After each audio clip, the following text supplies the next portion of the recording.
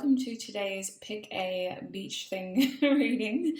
It's going to be asking Spirit about your shadow self. So I've never done a reading like this, but obviously if you're someone who's been on the spiritual journey for a little bit, or even if you didn't plan on being on this journey, you very quickly realize how important your shadow self is and how much you need to sort of learn to dip into your shadow selves to better be who you're meant to be. Sorry, I'm really butchering this, but Kirk has been petty as hell this morning. Sorry to use that word. I know a lot of people don't like that word, but yeah, Kirk's just been throwing tantrums all morning like a child, except he's 87 years old in cat years. Just ridiculous. So this reading has come at a brilliant time for me because I'm literally, need to chill. Anyway, today's reading should be fun. It should be interesting. It may be triggering, I'm not going to lie. If you're not very familiar with your shadow self, it could be a very intriguing reading. I'm only technically doing 3 groups today, mostly because I'm just curious to see what happens.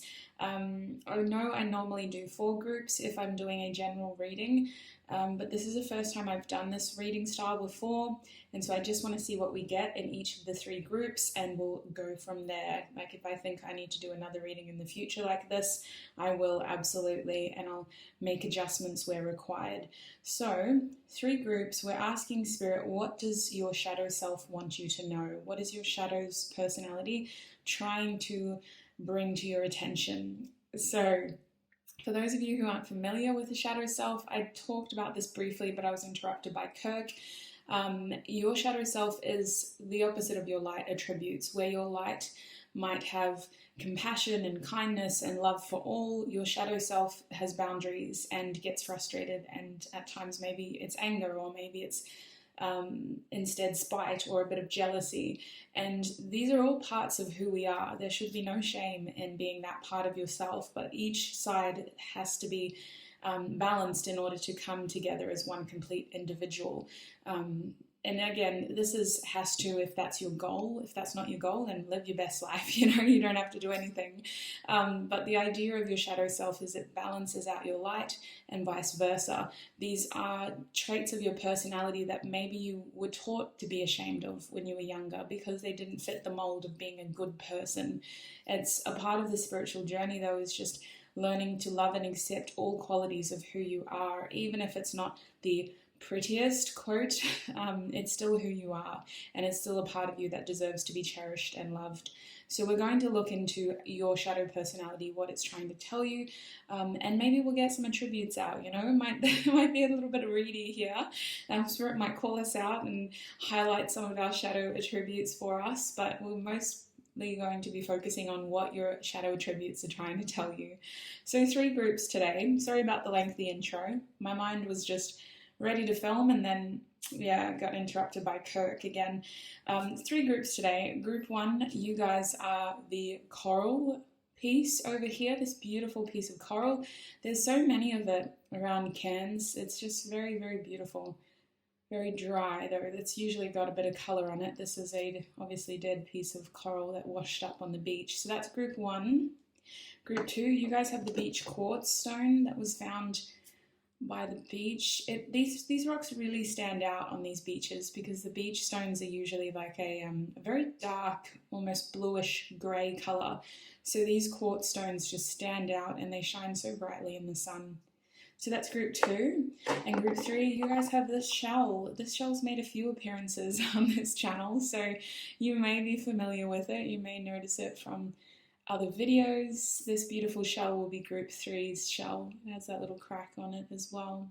So those are the 3 groups, you guys. Timestamps and bonus songs will be linked down below. If you need more time, pause the video now, collect yourself. I think I will.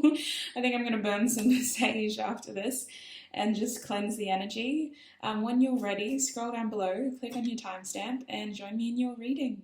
Hi group 1 and welcome. If you chose the coral piece, then this is going to be your reading. So group 1, today we're asking Spirit about your shadow self. we're going to be asking about the attributes that form your shadow self and what that shadow self might be trying to portray to you. Now, I've got a few decks that I'd like to use, but I actually want to start with this beautiful deck by a beautiful friend called Sarah. Now, I will be linking Sarah's Instagram down below because I personally am a massive fan of her art. More so the reason why she does it, she's just out here proving that you don't have to be technically or traditionally good. It's just about expression. It's about using your art to spread joy and raise people's vibrations and express yourself as well. And I think her art is so beautiful, it's so colorful, and it just, at the moment I saw it about a year ago, it just spoke to me. Crazy. A lot of things happened a year ago that are coming full circle. So this deck isn't for purchase, but I would love to give her a shout out anyway. I'm going to put her Instagram down below. So group 1, please, Spirit. What is their shadow self trying to tell them, Spirit? What is group 1's shadow self trying to tell them? What is group 1's shadow self trying to tell them? I have burnt some Palo Santo as well, so I'm in a good space. Kirk's out doing something, keeping himself occupied, praise the Lord. What is... Oh, here. Sweets. This is good. I'm not going to take reversals in this deck. We have Courage coming out for you. I'm choosing a different filming layout as well. Let me know what y'all think. I don't know if I'll continue with it. We have Restrict here as well. Courage and, Instinct. This card is Instinct, not Restrict. All right, a couple more cards open. What is group 1's shadow self trying to tell them, Spirit? We have Force, okay. And we have Karma, Sweet Pea. Your shadow self is fierce. You have a very strong shadow self. And honestly, you are such a good creator and manifester through your shadow self. Bottom deck energy is Rebellion. Oh my gosh, I love this for you. So what I'm being shown you guys based on this beautiful deck thus far is that your shadow self is someone who is very, very strong-willed, very stubborn at times. You may have a bit of a temper, but once you stand up for yourself, once you have to put your foot down, or once you internally decide that this is it, this is all you can take, or this is where you stand, it's like, that's it. Very Scorpio-like. I don't know if you are a Scorpio, if you have a friend who is a Scorpio, it just feels like once you make your mind up about it, it's like, nah, that's it. Very stubborn in that way, but it leads to a lot of, I want to say, healthy growth, because it's almost like you get to that point when you need breathing room is what it feels like. There's a feeling here of your shadow self trying to teach you how to be more courageous and follow your instinct, because there's a side to you that can be quite soft and I want to say supple. There's a word that's coming to mind, and it's a side to you that easily gets pushed aside by stronger personalities. I want to say that maybe most of the time you're not a very extroverted person. It's only if you're really comfortable with the situation or if you have a reason to assert yourself, and that's where your shadow comes into play. It feels like your shadow side is trying to help you pull the right energy towards you, and in order to do that, your shadow self is highly protective of you. This is an energy that comes out to force harmful energy away. With Force and Karma here, there is a strong sense of needing to bring things into balance, and I feel that for many of you, either when you were younger or when you were less in control of this ability, it would take a lot for this side of you to come out. You were the kind of well-tempered person who would put up with a lot of shit. Sorry for swearing. You would put up with a lot of shush before it got to this point. And it feels like Karma and Force is saying that it's your shadow self is trying to teach you about balance here. What you put out is what you get back. And they're really encouraging you to be careful about what you put out. Your shadow self is the part of your personality that would probably go into hermit mode just to preserve yourself. It's about self-preservation at that point. Your shadow self would be the kind that gets really short-tempered with people and frustrated and tells you to just stay at home because nobody's going to understand you anyway. It's like it shouldn't get to that point, but it does, because there's a lack of boundaries there in the beginning of knowing what to put out in the first place. Force is also about using your abilities to move, I want to say, to move with a stronger flow. It feels like the other side of you can be ambivalent or just like really hesitant to change or to manipulate things to your favor, and your shadow self steps in to help you step into this more assertive energy where you're moving with the faster stream. If we look at the flow of life in a multi sort of stream, right, we have the slower flow down here, still moving with the flow of life, not resisting, but, you know, getting stuck here and sort of slowing down over here and looking for advice here and wanting more validation there and looking for answers over here. And then slowly we get there, right? And then there's this other lane over here that is much faster. It doesn't need to seek advice, approval, validation. It simply follows its instinct and goes straight forward.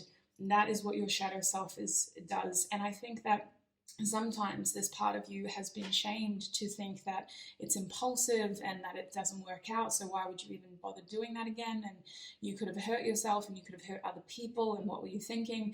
All these sort of logical things come into play. And I don't think that for many of you the worst case scenario has ever happened, because that's not the intention of this side to you. Your shadow self is trying to force you into this faster lane so that you're able to attract what you want quicker. It is all about ultimately following your instincts and having courage to do these things without falling onto other people's ideas or support or validation. It's about teaching you that you are courageous and you are enough and you are able to make this happen by yourself.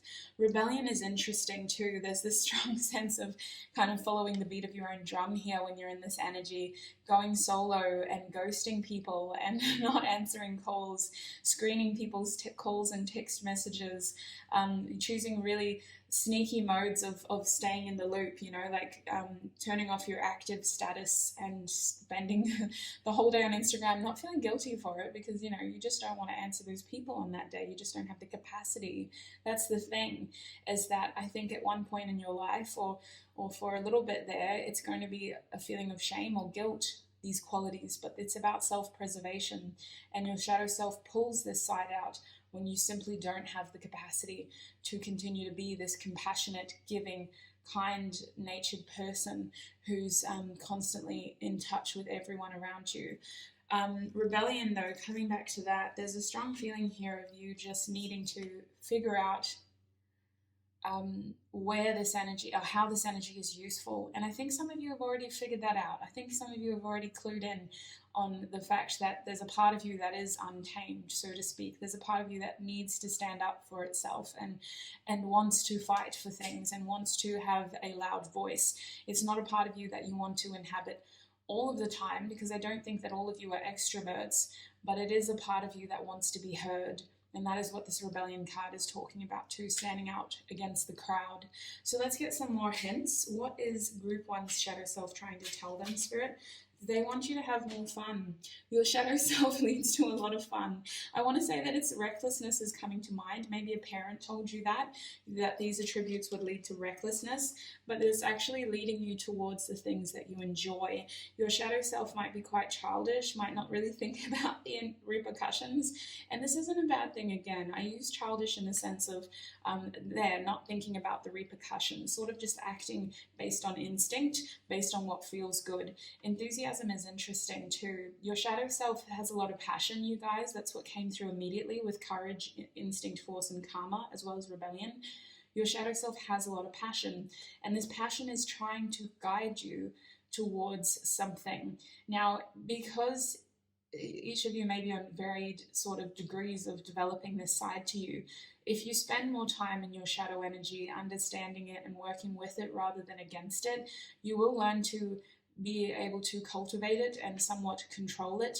Not that it needs to be controlled, but you'll be able to move with it and understand it better.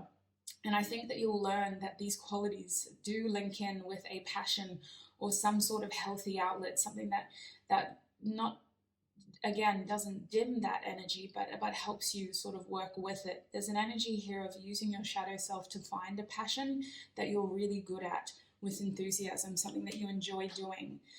For example, maybe you got really angry in front of a loved one day and they were like, hey, you probably should like talk to somebody about your anger issues. And you took it really personally, and maybe you didn't even listen and you just sort of walked away. But out of curiosity, late at night, you Googled it and you found this sort of counseling therapy center. And you told yourself, I'm not going to go, but I'm just going to look at their website. And on their website, maybe they talked about alternate remedies and alternate therapies. And maybe through there, you found some sort of holistic practice that you were intrigued about. And it feels like all of this is sort of leading to something that you, as an individual, will also be good at doing yourself. Some sort of alternate remedy or holistic sort of therapy. That's what it kind of feels like. Your shadow self is guiding you into a direction of healing as well for others, so that you can use that experience. And it feels very unconventional, but it's something that you're good at, and it's something that you're supposed to have first-hand experience with. So I clearly don't know what it is because I can't think of it. It's not something like Reiki, it's something else, and it has to do with energy and passion. Group 1, please, Spirit. It could even be like a sexual therapy for some of you. Anyway, Group 1, please, Spirit. What is their shadow self trying to tell them? Ooh, hello. We got a little thing hiding in here.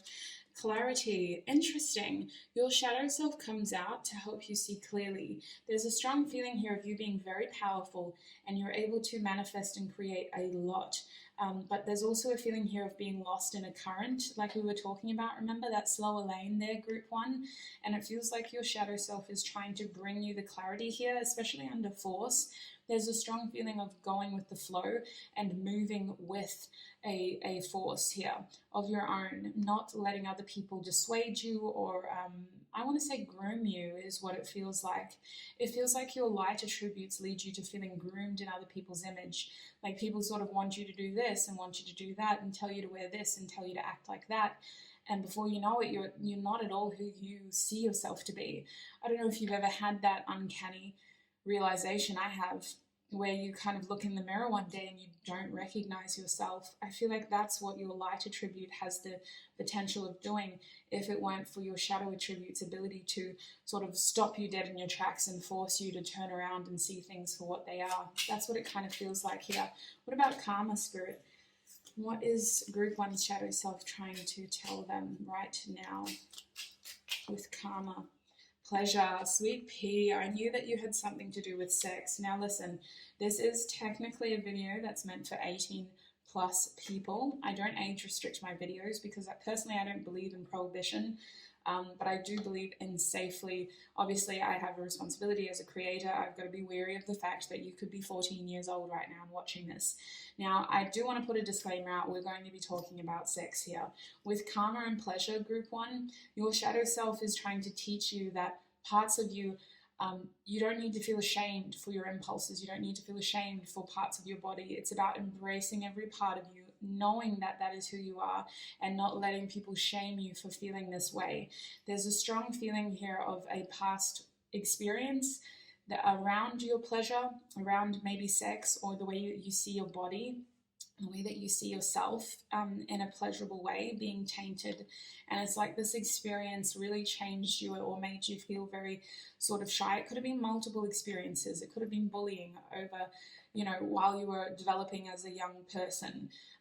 But it's just this feeling of your shadow self trying to encourage you to connect with yourself in that way, because it's not just about an animal instinct here, Group 1. It's about knowing yourself and loving yourself for who you are, so that you can show other people how to love you as well. If you don't hold knowledge and love over yourself in these areas, you can't expect other people to respect you in that way and know you in that way either. It's about sort of cultivating that intimate knowledge so that you know your boundaries when you choose to share that part of yourself with other people, and that you can appropriately teach your partners moving forward how to respect you in that way. And it feels like your shadow self is trying to bring this back into balance for you, to teach you that this isn't shameful. It's not something that you have to shy away from or that you should feel guilty for doing. It's a strong part of getting to know who you are as an individual, so that you can set those healthy boundaries in a relationship as well.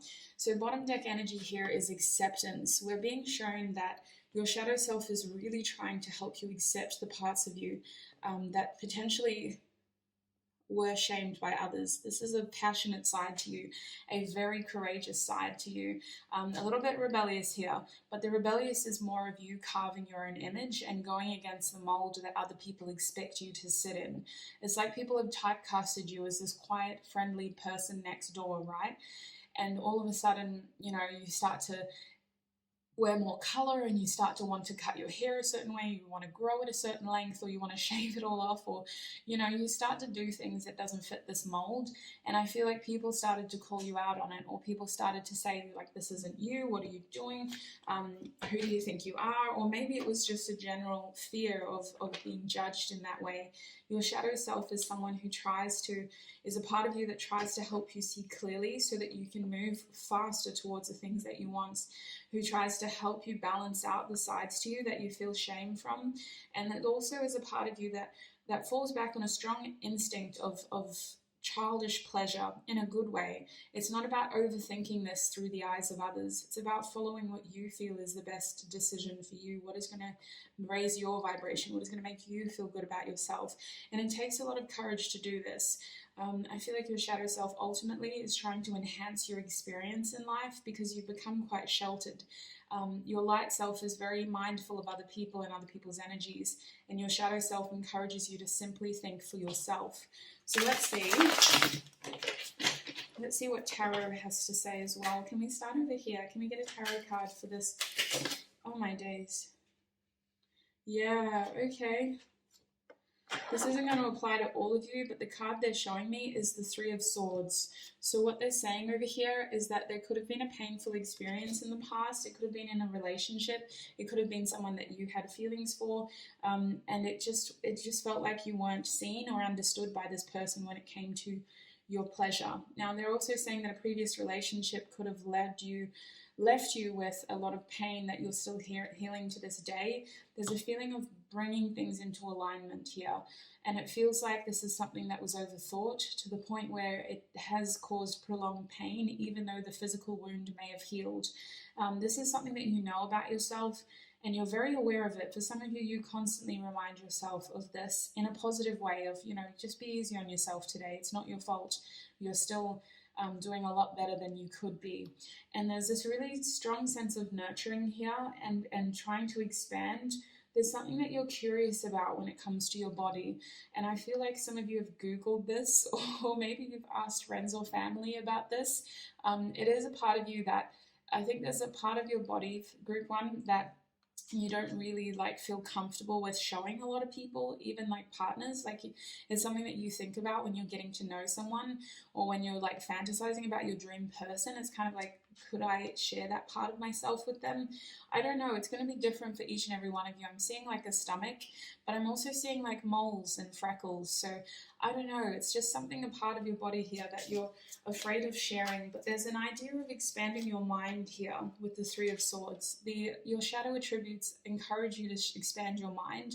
They encourage you to do that research. I feel like it leads to some pretty dodgy sites, if I'm honest. You're probably on some adult sites, or just some really strange sites. I'm seeing the dark web even for some of you, but it's this feeling of you're not alone and everybody is completely different. There is no mold here when it comes to growing people or creating people. We all hope to have 10 toes and 10 fingers and 2 arms and 2 legs and 1 head and 2 eyes and all of that, but everything else, the vessel that encapsulates all of that, it changes between us. So it feels like the Three of Swords here is encouraging you to expand your mentality in the way that you see yourself and in the way that you allow yourself to experience pleasure. Now let's have a look at force and clarity. What is your shadow self trying to tell you? We have the Knight of Cups reversed with the Ace of Cups reversed. Your shadow self is trying to tell you to not take other people's actions personally, and they're trying to remind you that all of the unrequited love situations you've had in your past was because they weren't meant for you. Your shadow self is saying, don't take it personally. If that person was taken, it's because they weren't meant for you.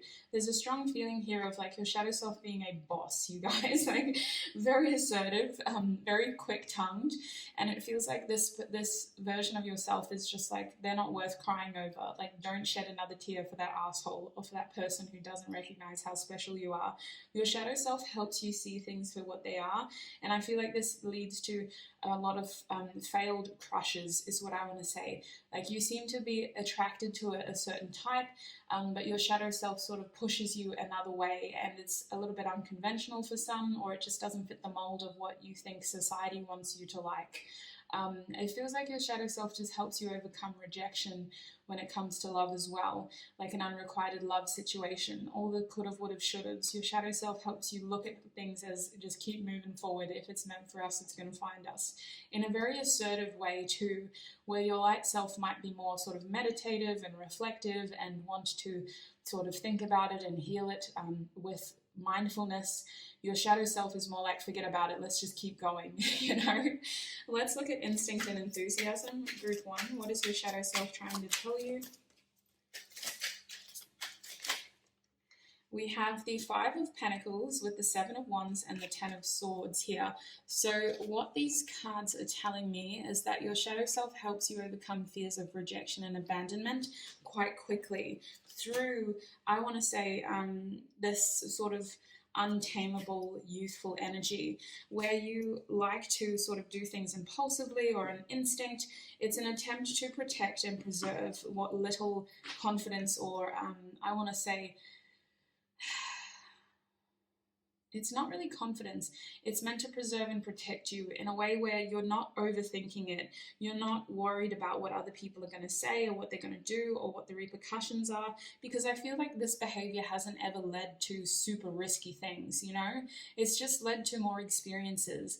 It's led to you kind of caving in to your internal peer pressure and having a bit of fun at times. There's an instinctual compass within you that is dead on north, and it never fails you. The only time it fails you is when you let other people be that voice. If you listen to your own voice and don't succumb to external peer pressure, this leads to a broadened sense of experience, and it also helps you overcome this internal fear. Your shadow self helps you see things for what they are, so that you're not limiting yourself from having fun in this life. Like, you're very careful. Your light self is very conscious of what other people may think, where your shadow self is like, listen, you only live once. Like, tomorrow may never come. Let's do this. Like, we're going to jump the fence and we're going to break into the aquarium. Like, that's the feeling here. With the 10 of Swords reversed, there's this strong feeling of don't overthink it. If it feels right, just do it. Let's have a look at courage and fun. What is Group 1's shadow self trying to tell them? We have the 4 of Swords reversed. Yes, there's this feeling of just do it. Tomorrow may never come. Tomorrow may never come. Don't overthink it. Just do it. Fun and courage. I feel like your shadow self kicks in to help you act when you feel like you don't know what to do, or when it's been a long time or a new experience as well. With the 4 of Swords reversed, it's either a new experience or it's something that you are struggling to decide on how to act towards. It feels like where your light self may want to meditate and reflect and contemplate and plan and be strategic. Your shadow self is very much impulsive, but it's not, again, it's not just impulse, it's instinct. It's this feeling of like, this is what we need to do. And with courage and fun here and the 4 of Swords reversed, your shadow self does this in a way where you almost sort of black out, is what I'm going to say. Like, there's a strong pull there, and then you kind of think, like, if someone were to stop you and say, like, what were you thinking? Why have you done this? You'd kind of turn around and go, I don't know. It just felt like the right thing to do. That's what it kind of feels like, you guys. With the bottom deck being the Empress, your shadow self just wants the best for you. It's about growing and cultivating you into the strong person that you are. And I feel like your shadow self has led to a lot of expansion, because that was the goal, Group 1. Your shadow self was supposed to help you expand in a way that you aren't limiting your experiences, you're allowing growth. And I feel like this is very heavy character development, Group 1. I feel like this is some things that you keep private, like you don't share a lot of these experiences with everybody, but you do know this side of yourself. And I want to say embrace it, because it is the side of you that is going to lead to the most of your growth. With Empress here, being in your shadow energy actually helps you grow, whereas your light self is about sort of raising your vibration and pulling you back into alignment. But at the same time, you can't live in that side all the time. Your shadow self is the side where you do most of your growth because you are just in hermit mode. You're just thinking about yourself and you're thinking about self-preservation and healing. So let's get some more cards. This is your last deck that I'll be using. Group 1, what else does their shadow self want them to know? Group 1. We have the mirror. Yes, I'm hearing it ain't all bad, kid. That's interesting. I would never call you a kid, but it ain't all bad, kid, is what's coming to mind. The mirror here reversed. The shadow attributes of the mirror can be an over reflection, someone getting lost in themselves, or someone struggling to see clearly who they are, their strengths, their weaknesses, etc. Your shadow self seems to be the discerning energy here that decides when enough is enough. Like, you've been too reflective. This is actually getting very dark. Let's get out of this space. Or listen, you're not thinking about yourself enough. It's time to look in the mirror and stop looking out the window. Like, you got to stop looking after other people and start looking after yourself. It's like your shadow self helps you either get into a period of introspection or get out of a period of introspection. Your shadow self dictates that and decides when enough is what it feels like. What else does Group 1's shadow self? We have the desert here showing up in its shadow attributes. So the desert, it tells me that your shadow self helps you decide when to move, when something is needs a change of scenery, is what it feels like. It feels like the desert card for you is about sort of changing pace and breaking stride. So either you've been like this for too long or you've been like that for too long. Your shadow self will force you to stand still and stop what you're doing in order to see clearly like where your actions are leading you, or it will force you to speed up and break away from what you've been snail pacing through because you've been wasting energy and time on something that isn't worth investing in.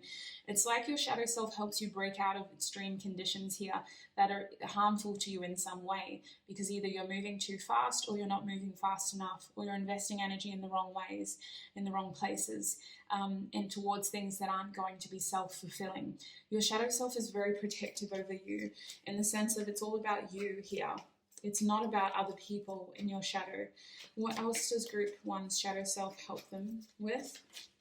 The vision. Yes, I feel like your shadow self helps guide you towards things that you may not fully understand, but you feel you deserve.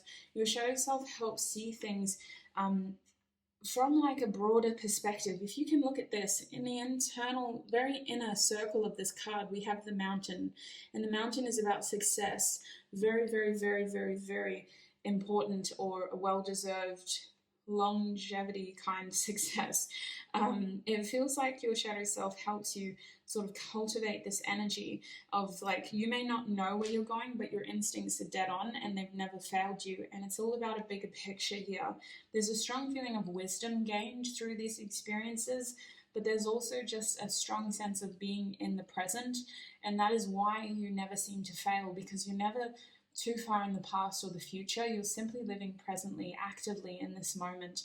Your shadow self helps you take advantage of these opportunities as they arise, whether it's as simple as, you know, seeing the sunset from that really tall building, or being able to say that, yeah, I broke into the aquarium once when I was 17. And, you know, like, it's kind of like your shadow self is a part of this vision that you don't see. And the only way that it can sort of reassure you that this isn't going to harm you is by giving you this strong instinct that steers you towards these things, because it is about gaining experience. That's what life is, you know, it's about gaining experiences through our collective consciousness as well, or for our collective consciousness. We also have fault line over here showing up in its shadow attributes. So I want to say with fault line and courage and fun, your shadow self encourages you to not look into things too deeply and to simply act when required. That is a strong energy here. The fault line shadow attribute can be very much focusing on what has happened, and the devastation of it all is what I feel. And sometimes it's just about moving forward, you know. It's about accepting something for what it is and telling yourself, today's the last day that I will let myself worry about this thing. I'm not going to let this hang over me and have control over me anymore. It's time to move forward and to embrace this moment for what it is. It's interesting because these are attributes that I would associate with a light aspect personality, but that's like where your shadow attributes sort of push you towards, the behavior may be questionable. And again, I feel like there are parts of this side to you that you were told to be ashamed of, or shown to be ashamed of. But I also think that it leads to a lot of experience, and it leads to you being able to get yourself out of some tricky situations, some extreme conditions of either going too fast or not going fast enough. Bottom deck energy here is the Maiden. So again, there's a strong feeling of the Empress, the Maiden. Your shadow self is encouraging you to love yourself even deeper than your light self can, because it's about intimately getting to know yourself, understanding how you work and how you tick, and knowing that there is no weak part to you. There are just parts that need more protection than others. And your shadow self steps in to be that protector, to be self-preserving, so that you're able to move forward and do what is best for you. Your shadow self is supposed to be selfish, supposed to be stubborn, supposed to do whatever the heck they want, because it takes a lot for you to get to that point. And even if people in that moment can't see that, your shadow self does. And your shadow self does this in order to help you salvage yourself so you can continue to experience life to its fullest. So group 1, that's what I have for you. That's what your shadow self is trying to tell you at this point in time. I hope this reading was helpful for you guys. Let me know what you think about this filming layout, if you feel inclined to share your thoughts. And I hope this reading resonated. If anything didn't, you guys, don't force it to fit. I only have 3 groups as well, so there may be messages that don't necessarily fit for you guys, and that's fine. Look after your beautiful self, please. That's all I want to say. Look after your beautiful self, and I'll see you in another video. Bye. Hi group 2, and welcome. If you chose the beach quartz stone, then this is going to be your reading. So group 2, today's reading is interesting, I'm not going to lie. It's something that I've always wanted to do, but you forget about it, you know? Life has happened very quickly in the last year, and these sorts of readings have just slipped away. So I'm so grateful that somebody suggested this. We're going to be asking Spirit about your shadow self, group 2. We're going to ask what your shadow attributes are trying to tell you, and how you can better cultivate that side to you, hopefully. A lot of information came through for group 1. I'm hoping for the same for you guys. We're going to be using a lot of decks, including this new deck. This deck was designed by a beautiful artist who goes by the name of Sarah. That's how I know her anyway. I'm going to put Sarah's Instagram down below. This deck isn't for sale, but it does showcase her incredible artwork, and I've connected with her artwork as soon as I saw it. It's something that hits my soul, and I'm hoping it does the same for you guys. The colors, the design, the beautiful flow, like it has so much movement in each of the drawings. Anyway, without overanalyzing it, it simply is something that connects to me. So let's get into it. Group 2, we're asking about your shadow self. We'll start with this deck. What is group 2's shadow attributes trying to tell them?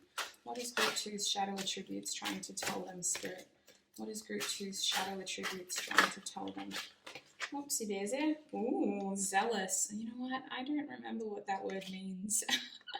That is the one word that I struggle to remember in my vocabulary. Ooh, I like that word, but we're going to get 3 more cards for you. Group 2, zealous. What does zealous mean again?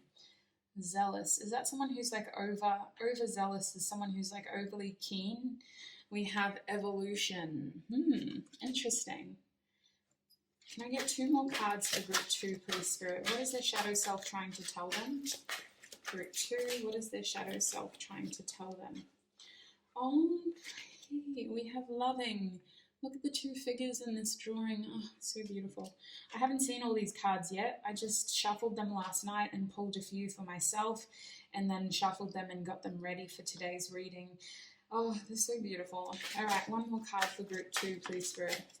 What is their shadow self trying to tell them? We're being shown instinct for you guys and dreams, so I will remember that, as well as reconnect. Ooh, something is trying to connect with you in your dreams. Okay. Intuition, yes. You have a very strong intuition. We have escape coming out for you. You're a dreamer, sweet pea. And we have flowing over here, which is actually going to be your bottom deck energy, you guys. Okay, so let me put that over there. You guys, I want to double check what zealous means. I don't feel comfortable doing this reading if I don't know what that word means. So I'm just going to check up on it real quick. I'll be back. Hey, group two. So I'm back. It is basically being over keen, a very fiery, sort of passionate, committed, devoted energy. Fervent was the first adjective that came up. So interesting. Let me just sit in your energy a little bit. What can I hold? Let's hold this card. This card. This crystal. So interesting, group two. Your shadow self is someone who, similar to group one, there's a lot of passion here, but there's also a lot of, I'm going to say, dedication.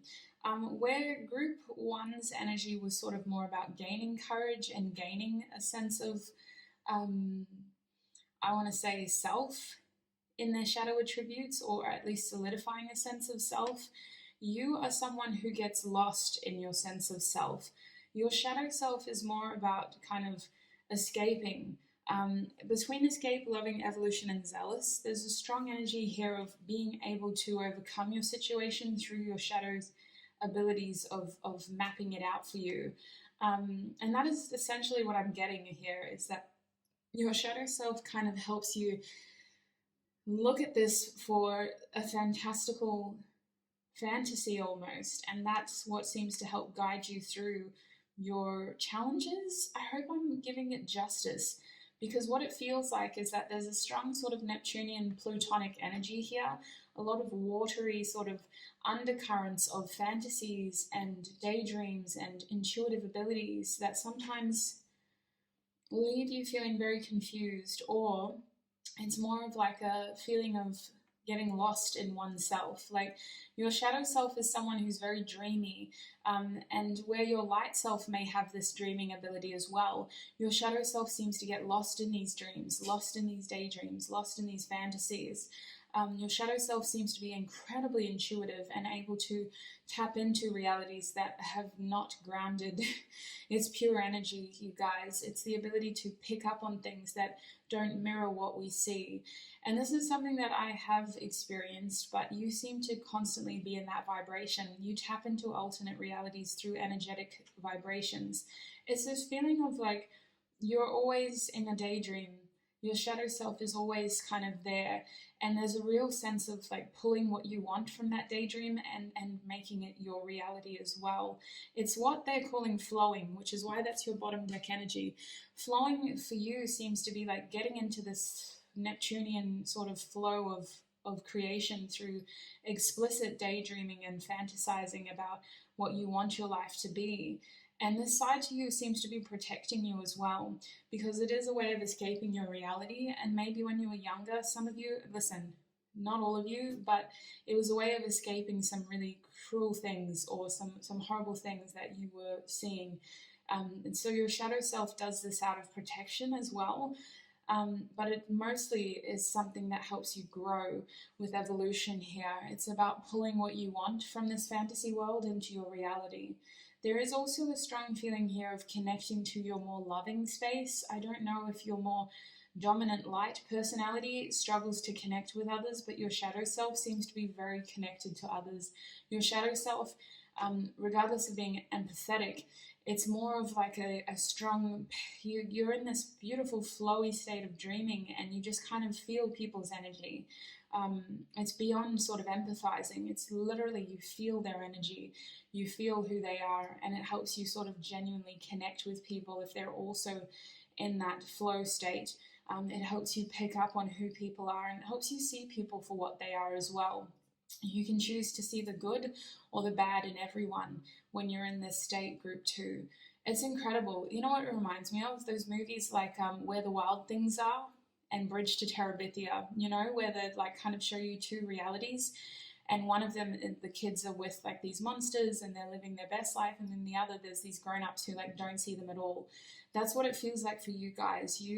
Your shadow self pulls you into this sort of best life energy where you are able to see things that other people don't. And I don't mean to say that you're crazy, but it is a strong trait because it can help you pull whatever you want from that into this world. Like in this reality, maybe your daydreams show you that you are a very successful business owner, you know, and it lets you believe that you can make this happen.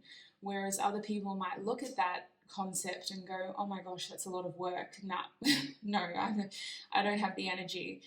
Your shadow self sort of shows you firsthand in explicit detail that it's possible. It doesn't allow you to focus on the limitations, but rather the fact that the limit does not exist in that world for you. So you do these things, not really being attached to the limits, but more so the limitless options. There's a real sort of whimsical part of you, group 2, and I feel like this is your protection. This is the way that your personality has protected yourself over the years, because instead of sort of focusing on the things that were out of your control, and instead of really dwelling on the painful things that had happened to you through other people's pain, your shadow self has stepped in and created this fantasy and this ability to daydream literally anything. So let us get some cards over here. We're going to clarify each of them. Can we start with Zealous, please, Spirit? Group 2, what are their shadow self trying to tell them? What is their shadow self? Discipline. Isn't that interesting? Because while we have this flowy energy to you, Zealous and Discipline says that it's about also devoting yourself to something and putting in that effort and that energy.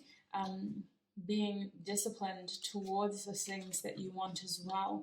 Perhaps your shadow self shows you that it's possible so that you are able to take action towards these things. I want to say that this energy could be distorted as well.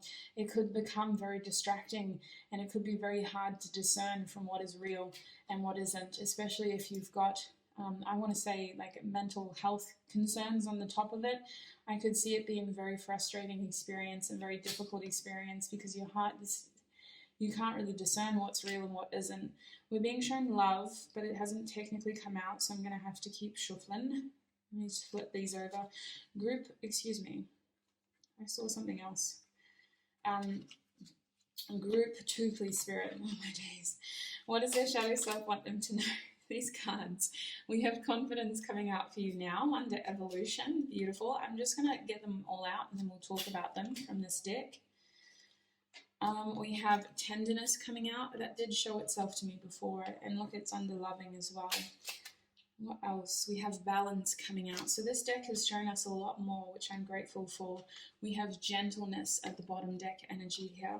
So group 2, your shadow self with zealous and discipline, as I was saying, helps you sort of commit yourself to something and really stick to this as well. There's a strong energy of passion in your group.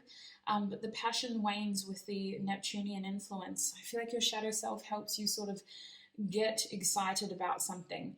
Perhaps you get very obsessively excited about these things as well. Perhaps some of these daydreams or these goals become obsessively fixated in your vision. It feels like there's an energy here of clinging onto what you feel you're meant to have and not letting go. A little bit like a lockjaw sort of situation. Pitbull with lockjaw is what they're kind of saying. There's a feeling here of being overly committed. I just saw 1111, to the point where, you know, you don't accept anything else. Your shadow self really sort of forces you to or not forces, but your shadow self kind of clings to these things so easily. And I want to say that at times it feels obsessive, group 2. It feels like you really do get stuck in these fantasies sometimes. I don't think that these are bad things. I just think that the energy gets very misguided because it feels highly Neptunian. And when Neptune's energy lingers, it can create confusion and illusion to the point where we're like, okay, but what is real anymore? Now, with evolution and confidence here, your shadow self is trying to tell you that you are growing and is trying to highlight how you can grow. Your shadow self amplifies that the key to your success is your confidence for you guys, but it's also about moving with confidence when you are taking action towards the things that you want as well. I'm hearing don't feel guilty as well for evolving and for growing and for changing and for developing and for having the courage to do so.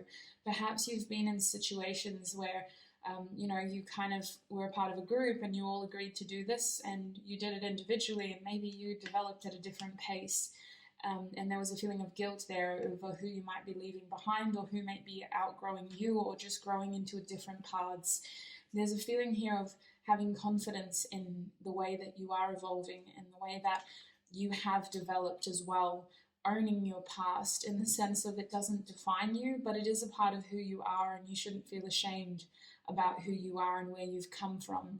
Your shadow self screams for you to be more confident about your stages of evolution and each step of those stages as well, not feeling ashamed for who you had to be in order to get to where you are today. I want to say that this is about your childhood for some.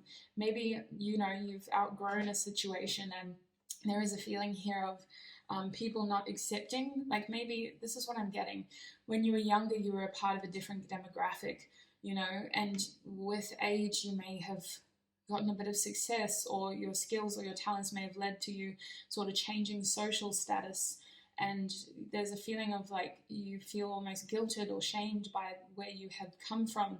And your shadow self encourages you to embody these energies and to see this with a sense of confidence. Like, look at all the adversity I can overcome, which is interesting. I feel like there is a feeling of getting motivated by other people as well. Like, your shadow self does like to look over its shoulder and see how your peers are sort of performing, whether you market your peers as, like a, what do I want to say? Like a student body, like people you may have graduated with or gone to school with, or peers as sort of people around you now currently, like your siblings or your friend group. But there is a strong feeling of sort of looking over your shoulder and sort of measuring how far you've come as well, and feeling confident based on those results of what you see. Now, we also have loving and tenderness here. So I want to say that your shadow self, interestingly enough, has a very soft side to them. And it is a very sort of, I want to say, delicate side. Your shadow self seems to sort of be protective of you by getting into this sort of daydreamy energy. Instead of fighting, instead of sort of becoming this hardened shell, it makes you super, super soft. Like, I'm seeing a jellyfish, and nothing attacks a jellyfish on shore. Oh, excuse me, that's a lie. I don't know. I don't know. Do things attack jellyfish? But it's this feeling of like, instead of creating a hard shell, we're just going to make you see through so that the threats don't see you at all.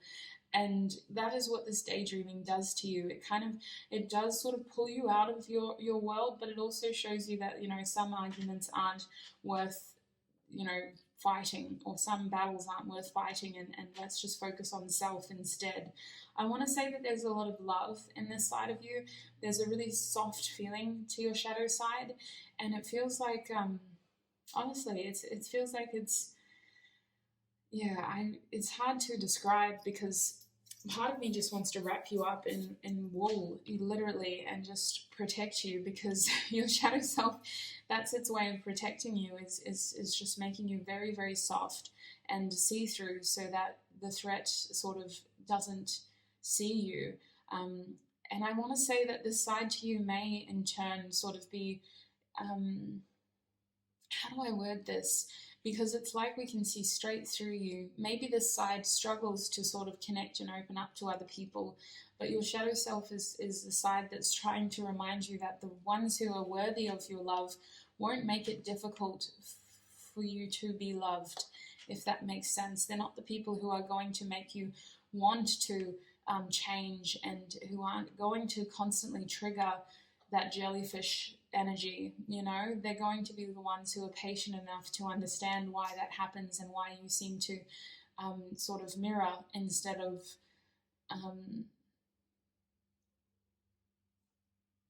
explain, because that's what it feels like is happening here. It's like you measure the energy in the room and you sort of reflect off what you think people want to hear, rather than what is genuinely going on below the surface. Your shadow self is someone who seems to really want to connect to people, though. But there's this feeling of like just reflecting rather than actually connecting. I will get more cards to fully explain that energy, but we're going to move forward to escape and balance for now. So escape and balance group 2 is kind of telling me again that there's this tactic of escapism that your shadow self seems to use, and balance is this feeling of like needing to do this as a protective measure, as well as like as just a mental form of escapism, because maybe your mind has been overstimulated, or maybe like mentally we just need a break. There is a strong feeling here of sort of using this for benefit, and also seeing how it can sometimes get out of hand, because it feels like we're living in two worlds, stuck between worlds type of energy. Escape and balance is interesting though, because this is a strong, I want to say, what's the word? Gosh, I'm really struggling to find the words for you guys. I am a daydreamer myself, and this energy is just very hard to sort of stay grounded in.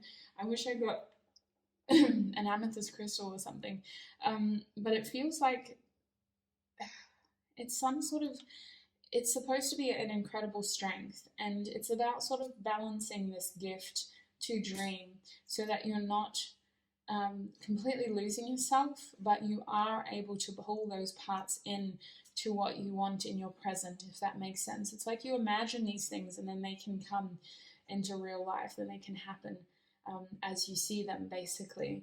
I want to get more tarot cards because I feel like these words have sort of helped sort of lay a slab of foundation, but I do need to clarify the energies that I'm feeling.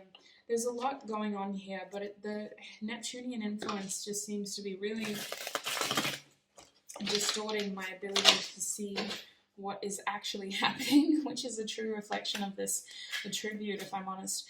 Zealous and disciplined spirit, can we clarify that column? We have the Ace of Cups coming out for you reversed. And evolution and confidence, can we clarify that column, spirit? We have justice coming out for you, and they also want to show me the King of Wands reversed. So justice is coming out upright. We have the King of Wands reversed. And we also have the Strength card coming out reversed. Can we get cards for loving and tenderness, spirit?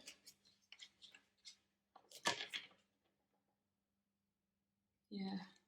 We have the Seven of Cups coming out reversed. Sorry, I just heard even if you dare.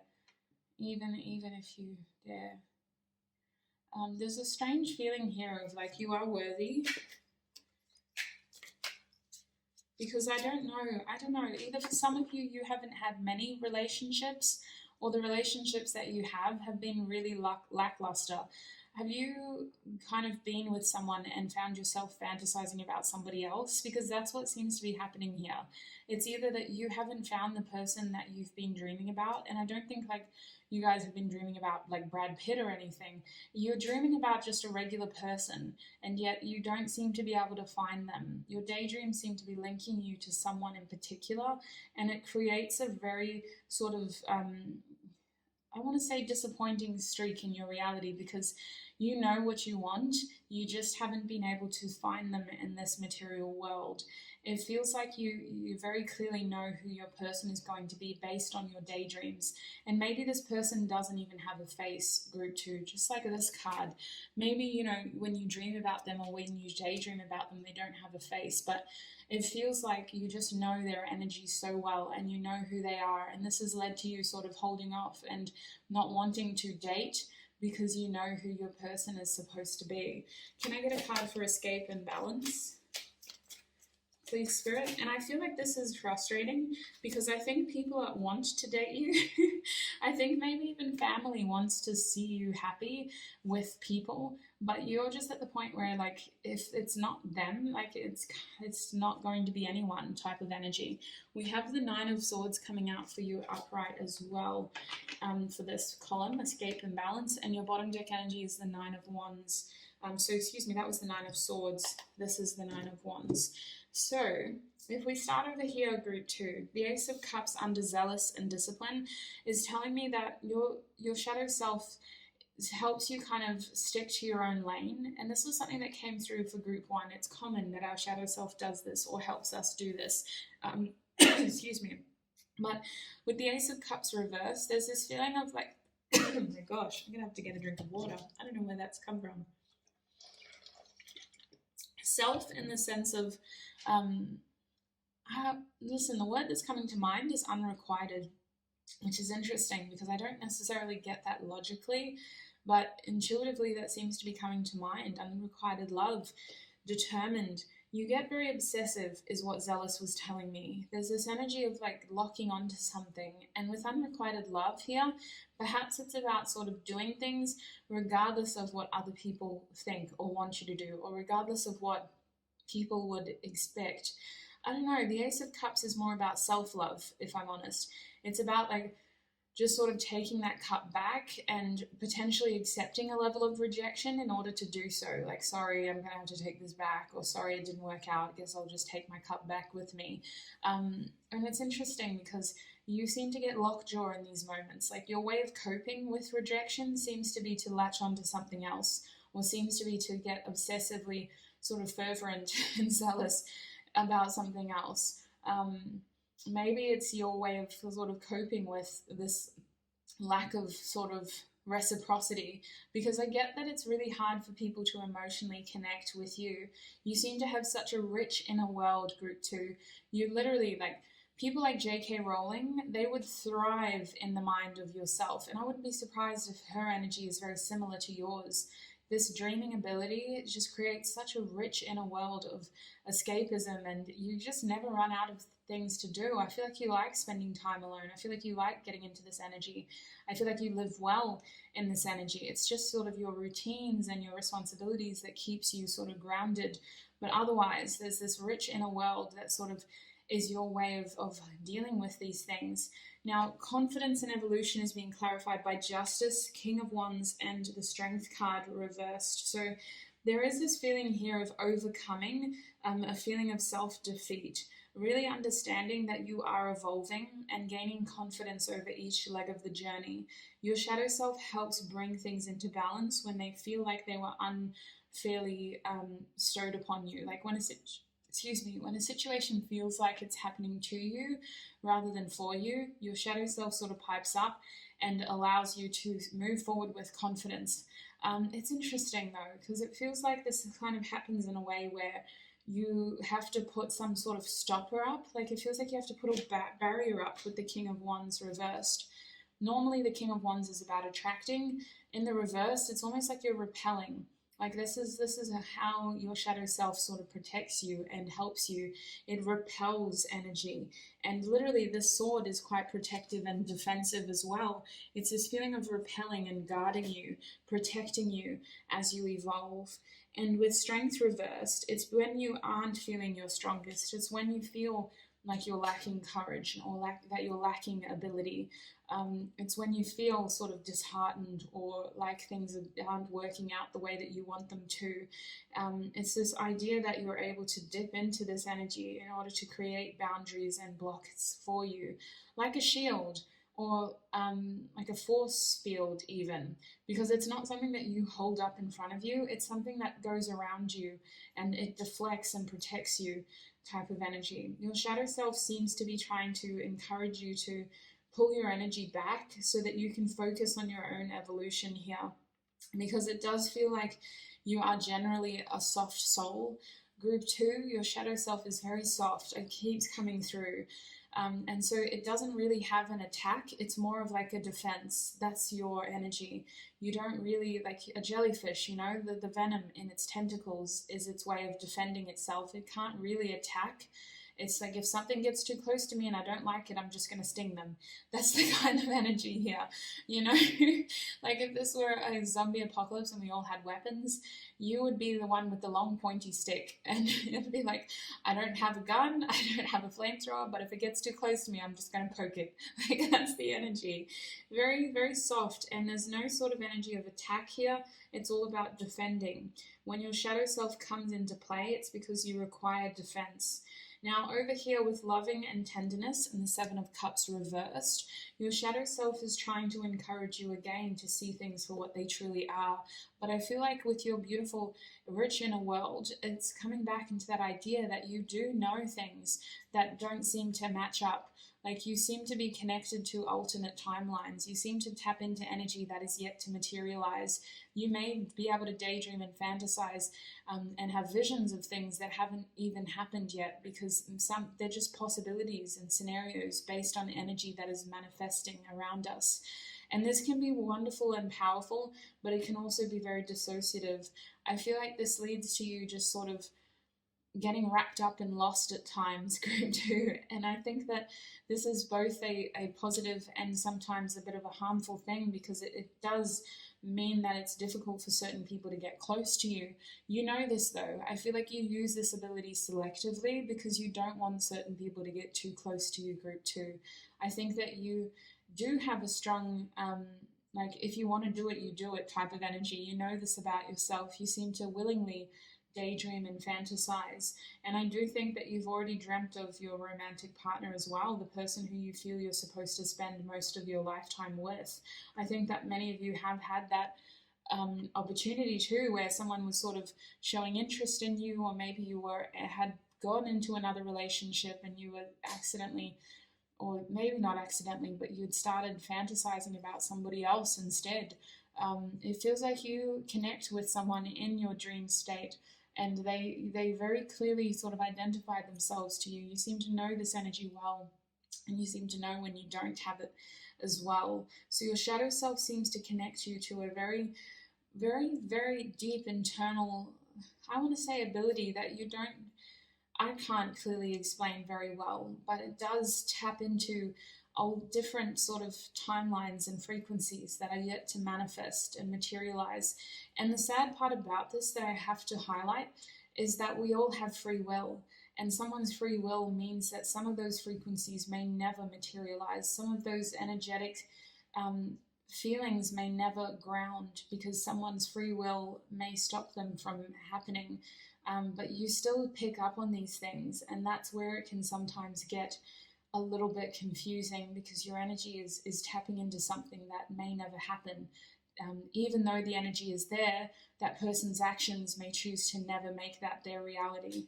But that's just something that I wanted to highlight, because it is something that I've personally experienced, and it can be very frustrating when you feel and you're being told one thing and then the other thing, the opposite thing, ends up happening. Just remember that we all have free will as well. So I just want to come over here. I'm going to get more cards. I'm not just going to leave it at that. But the Nine of Swords with balance and escape is interestingly saying that your shadow self seems to be able to help protect you in terms of from the harmful thoughts by giving you this form of escapism. Like you seem to get very overwhelmed by words and by responsibility in your light attributes. People seem to expect a lot from you, or you just seem to take things very personally. And your shadow self seems to kind of be able to balance that out by giving you this escapism. And I want to say that a lot of epiphanies come through these fantasies. You're able to sort of reflect and heal in this way. I want to say that it's very difficult for you to sleep at night, though. Your daydreams seem to be richer than your dreams at times, and sometimes your mind just sort of gets the best of you here. It's this feeling of getting stuck in a cycle of overthinking as well. The Nine of Swords tells me that clarity does eventually come, but you may have very, very long nights because of this ability to fantasize. And I want to say that sometimes your mind sort of does separate you from what is happening around you.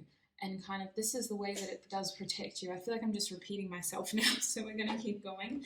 Last deck, the Nine of Wands I wanted to talk about. Your shadow self is trying to tell you in this very moment that there are creative solutions to the problems you are facing. If it is becoming too burdensome, then there is clearly a better way to do it, because life isn't about burning yourself out day after day after day after day. There is a feeling here of being able to understand this situation efficiently. Like, how can we do this better without getting to the point where we need to lose ourselves, basically? Because it feels like your shadow self comes into play when you've overly pushed yourself, when you've really just sort of given too much, or when you've really been pushed too far by others. I don't know why, it feels like you carry a lot on your shoulders, group 2. And it feels like this leads to you feeling very misunderstood, because instead of opening up, you just become this thing that just gets dumped on. And this pressure just builds and builds and builds until it's like, okay, it's time to escape. And your shadow self concocts this beautiful fantasy for you to escape and heal in. But there are better ways to do it. Your shadow self is trying to also just protect you and get you through what you are going through as well. Your body is a temple. And your shadow self is trying to remind you that your internal can be a part of your external as well. There is a strong feeling of knowing yourself from the inside out. And I feel like that is your way of growing. Someone like me, I work the other way around, and there's no right or wrong way. It's just about knowing how you work. So like for me, I start with my external world and then I go internal, which isn't really technically what works. It's a very backwards way of doing it because your external is a reflection of your internal, and that's how you guys work. You start internally, and it's a process of going within. And I feel like, yes, you may lose yourself, but it is a part of the process for you, and it's what you know, and it's how you do these things. You sort of go within and you slowly work your way out with temple reversed here. It's this feeling of knowing yourself from the inside and letting your internal reflect your external. Because you do, through these fantasies, you realize what you want and what you don't want. And when you kind of are able to ground yourself in your reality again, you realize that the thing in front of you isn't what you want. And unfortunately, I feel like that's relationships sometimes. You kind of have these fantasies and then you realize that you're not happy where you're at in your present. What else does your shadow self try to tell you? We have the gem showing up in its shadow attribute. The gem under this energy is again about forging precious diamonds under pressure for you guys, appreciating the situation for what it will be, not what it currently is. I feel like your shadow self encourages you to continue growing and continue balancing your energy out in a way that is protective, but also not sort of comparing yourself to what you have been through as well. Because the gem here is showing up in this sort of environment that seems rather grey and not necessarily as pretty as the gem itself. So I feel like your shadow self encourages you to keep moving forward in a way where you're not accepting your current circumstances as the be-all, end-all. There is a strong feeling of not letting other people's words hold you back too, because I feel like you are the kind of people that get frequently underestimated, group 2. A lot of people look at you and they see the surface, they don't see the rich inner world, so you are always underestimated. Group 2, what else does their shadow self want them to know? We have the ring. You are very committed. You have that pit bull mentality of lockjaw. When you want something, you know it and you don't sway. And that's about your love as well. When you love someone or something and you're able to have that fantasy in your reality, you know it and you commit yourself to it. You know what you want with this ability to dream and really do it in detail, because you are tapping into an energy here. And when you're able to pull that energy down, you know that it's meant for you. I feel like that's your way of confirming exactly what you want as well, is if you can see it in detail and in 4K vision in your head. There is a strong feeling of you're committed to something in this world too, though, that you're waiting to materialize now. And with Orphan here, I don't doubt that this experience leaves you feeling very alone. I don't doubt that this experience has happened from a young age. It helped you heal when you felt like you had to protect yourself, for example. There is a feeling of purposefully isolating yourself because you know yourself better than anyone as well. And I feel like people try to get close to you, but I also feel like they don't quite get there. The Orphan is a very resilient energy, similar to the Nine of Wands. It's a tale of perseverance. It's an energy of needing to sort of accept the conditions for what they are, while also accepting that they are temporary, because that number is a 5. So we are changing, we are developing, but we have to sort of not be ashamed of who we were or what we've been through in order to get to where we are today and where we're going to be tomorrow. The Orphan is also a feeling of mothering, nurturing, fathering, protecting yourself. So I feel like that's what your shadow self is good at doing. I feel like it steps in when those around you aren't or weren't able to protect you or nurture you in the way that you felt you needed to be nurtured. With the medallion here, your shadow self does help you materialize the things that you want by dreaming them into reality. You are supposed to be successful based on this quality. It is supposed to show you everything that you can have and show you how you can have it without putting up too many roadblocks. We have the bottom deck energy as Anima Mundi, so you're very connected to the collective consciousness group too. You're someone who dreams like this for a reason. Not only do you raise everybody else's vibration, but you pick up on everybody else's vibration in the first place. You're able to tap into the collective consciousness and understand how you want to move forward based on what you're feeling. I feel like you're able to pick up on people's energy in a way where it does lead to you sometimes being disappointed because of free will. You pick up on someone really, really liking you or wanting to be with you, but then their actions reflect something different because maybe they didn't have the courage to turn that into a reality. I feel like your abilities are a massive strong suit, and I really think that your shadow self overall is about showing you how powerful you are. Even though you're soft and jellyfish-like, it's a strong quality to have, group 2. I hope this reading was helpful for you. I hope it confirmed a lot. I'm going to have to cut it there. It's been a lengthy one. Look after your beautiful self, group 2. Take what resonates. Do not let the rest take from you, and I shall see you in another video. Bye! Hi, group 3, and welcome. If you chose the shell, I was about to say crystal, and then this is going to be your reading, group 3. But to group 3 today, we're asking Spirit, what does your shadow self want you to know?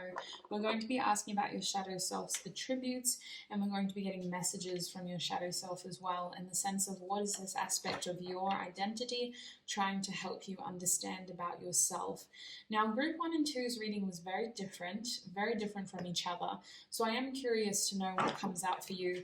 I am going to be using this beautiful deck today. This deck was designed by a wonderful artist called Sarah, who has been a part of my journey for over a year now. I will be linking Sarah's Instagram down below. This deck isn't available for purchase, but there are other ways to support her and her artwork. So keep in touch with her Instagram to see exclusive little giveaways. She's always creating. Is what I've found. A very beautiful, precious soul who, honestly, I can't say in words how deeply I connect to her artwork, and I'm yet to see all the cards in this deck as well. I just pulled a few cards for myself last night as I was sort of showing it off on Instagram. Oh, look at your bottom deck so far, soulmates, beautiful. And then, I was so determined to just sort of get the ball rolling and use it for today's reading. So I'm yet to have a look at the cards, and I'm very interested to see what comes out for you guys. So speaking of, I think I'll stop talking. Group 3, please, Spirit. What is their shadow self trying to tell them? What is group 3's shadow self trying to tell them?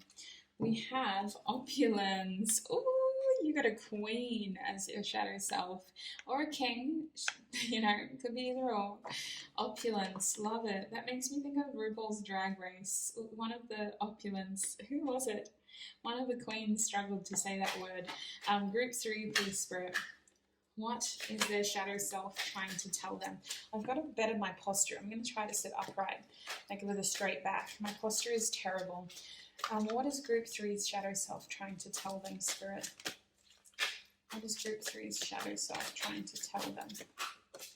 We have aware. Ooh, I love it. Look at this queen's face. Oh, gorgeous.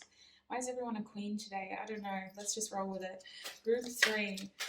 What is their shadow self trying to tell them?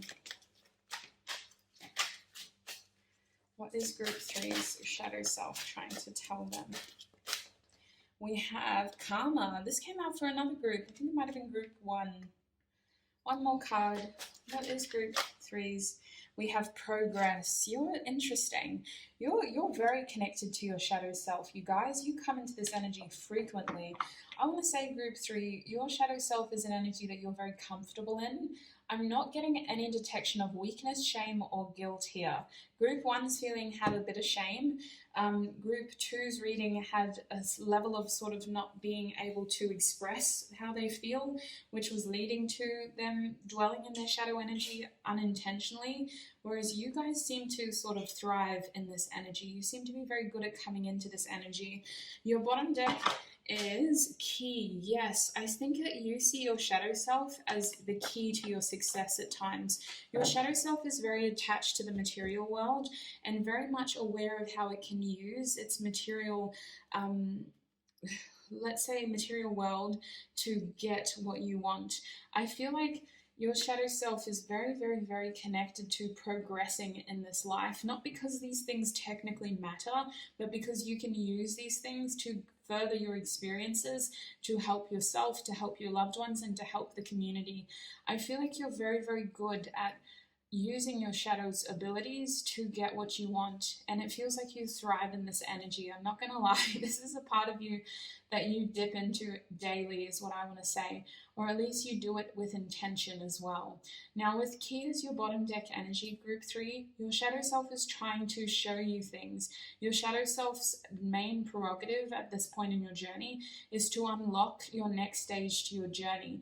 It feels like they're trying to help you see how your qualities are the key to furthering your success and your experiences. There are certain aspects of who you are and what makes you up as this being in this lifetime that can be used to be successful. It could be a skill, it could be a gift, it could be a quality that you have in your personality, like a trait, or it could be something that you can do that you haven't yet learned. There is an energy here of using yourself as a key in order to move forward, not sort of going out there to find the opportunity, but seeing yourself as the opportunity here. Group 3, your shadow self is trying to show you a key in order to move your journey forward. Now, opulence with progress and karma and aware, there is a strong feeling of being connected to your material world here. Your shadow self seems to be a little bit bougie, okay? I don't know what your poison is, but your shadow self seems to be bougie. It seems to be attracted to glittery, shiny, expensive things.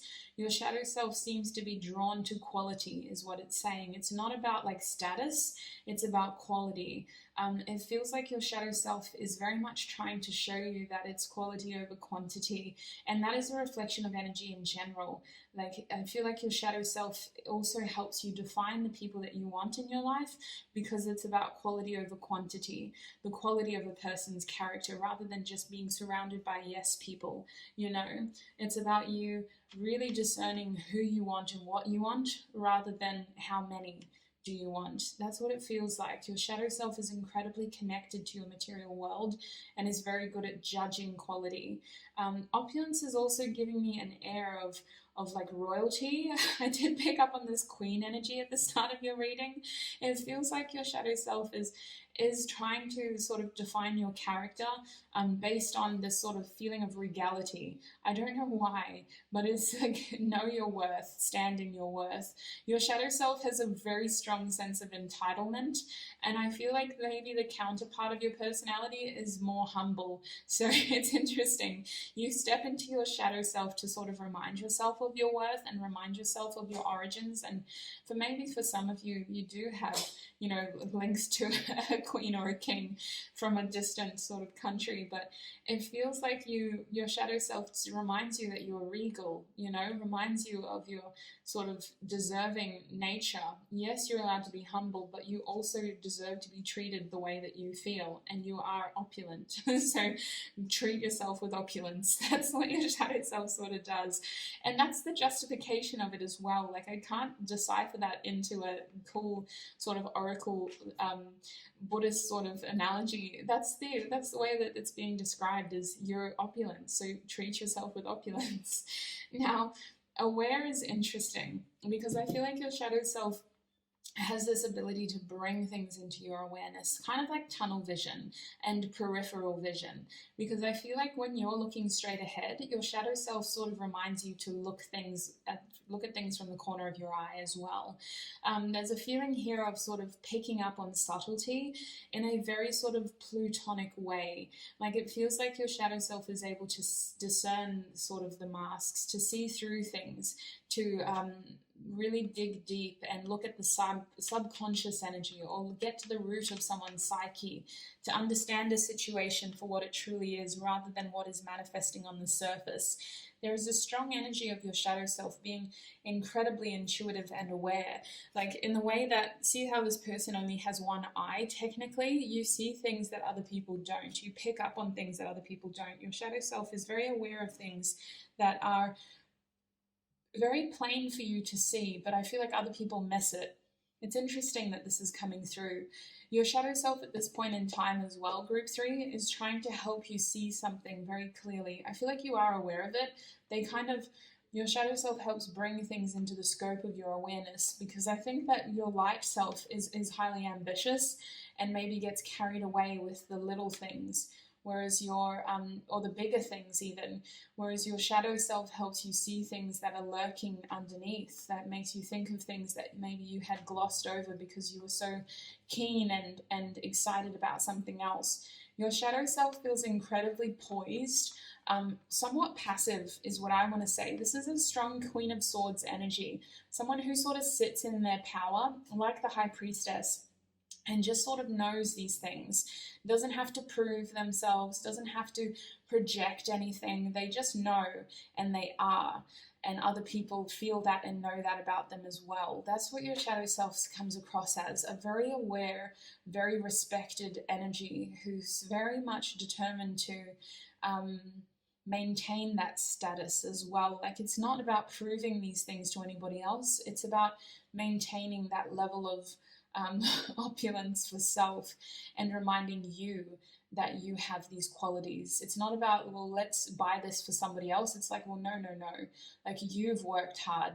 You've really, you've put in the heavy lifting for this. You deserve this. Not because we're going to plaster it over Instagram, not because we want to show it off to all of our friends, but because you deserve this. That's what your shadow self comes across as.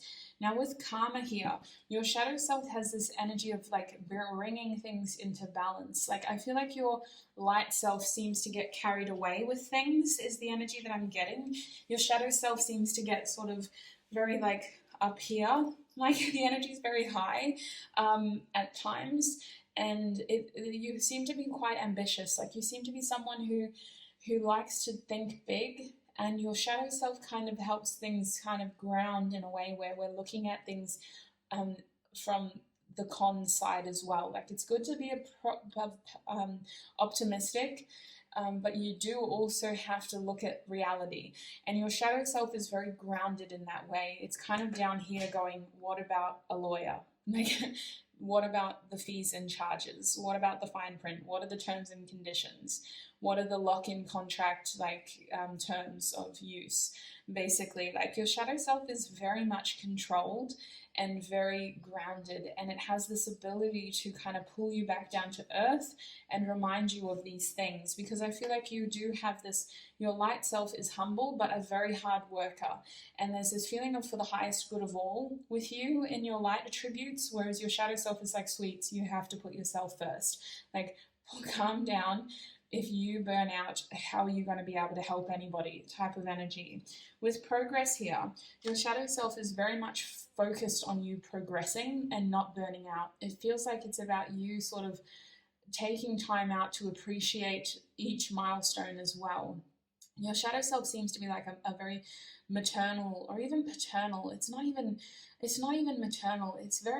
There's sort of a masculine control to this energy, you guys. It's very balanced. It's a very well balanced, especially with karma here. There's a strong feeling of acceptance and knowing, and simply sort of sitting and waiting for things to sort of balance out naturally, and really grounding you when you need that grounding energy. Your shadow self is very quick to sort of let go of things, never forgets though. Your shadow self will never forget, but it is very easy. It's a very easy energy to forget things or to let go of things, excuse me. I'm getting confused now. I'm twisting my words. Your shadow self is someone to let go of things quite easily, because it doesn't believe in holding on to energy that no longer serves it. Your shadow self is able to sort of evolve and progress and move forward, because it's almost like you have the foresight to be able to see how this is beneficial. There's a really calmness to this energy that's actually a little bit scary. It's so much a strength though. But yeah, it's very controlled, very calm, very balanced, of masculine and feminine energy here.